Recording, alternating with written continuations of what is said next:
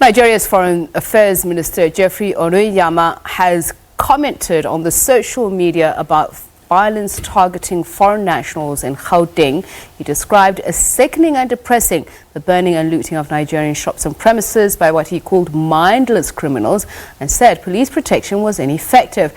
He said definitive measures would be taken. For more on this, we cross now to our correspondent in Abuja, Phil Ihaza.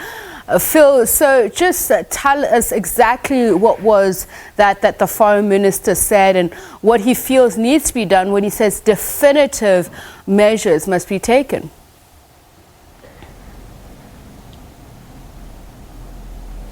Well, thank you. To go by the exact words of the foreign minister there, Geoffrey Onyeama, he says, on the social media handle Twitter specifically, he says, received sickening and depressing news of continued burning and looting of Nigerian shops and premises in South Africa by mindless criminals. That's the way he puts it. With ineffective police protection, enough is enough. We will take definite measures. That actually should represent the response from the government as regards the latest killings in or attacks on Nigerians in South Africa, which started on Sunday and aggravated up until Monday. Several shops, according to the reports, have been looted and burnt down, or properties as well. So that's the response from the minister. How definite the measures will be, we'll have to wait to discover. But we know that there's been talks, by both presidents of both the president of Nigeria and South Africa, especially at the just concluded, Tokyo conference on Africa development that occurred in Japan. And we know that there'll also be subsequent discussions later in October. When President Buhari visits Africa. Phil, we'll talk about that state visit in just a moment, but I want to find out about this. So we know that some weeks ago, students in Nigeria had called for a boycott of South African companies operating in Nigeria. As we mentioned, the minister is saying definitive action needs to be taken. Is there any sense of whether people are going to take up this call by Nigerian students?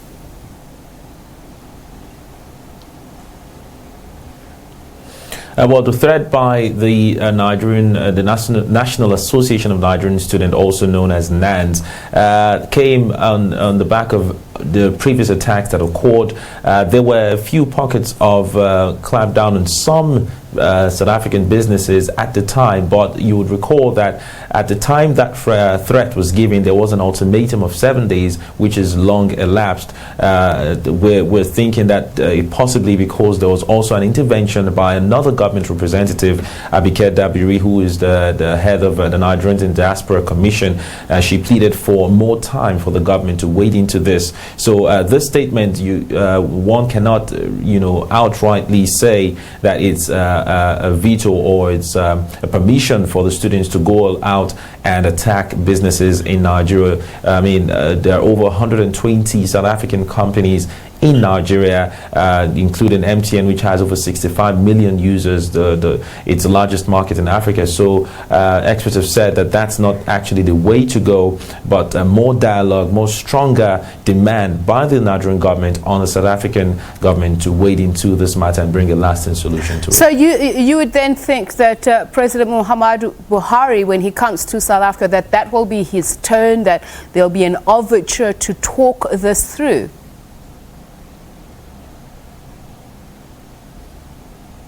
Very, very correct. Definitely, because as the president's spokesperson Gabashew also said, that visit is actually would be key on discussions of xenophobic attacks, as the case may be, or incessant attacks on Nigerians living in South Africa. That will be the main focus: strengthening bilateral relations, trade relations, and of course also focusing on longer term, business opportunities, economic development plans between both countries, because Nigeria and South Africa are two giants, economic giants of Africa, and both countries will want to do the same thing that France and Germany did, to strengthen the European Union. That's the same thing that world leaders, countries world over, are looking at both countries, Nigeria and South Africa, very significant countries, to do as well in Africa.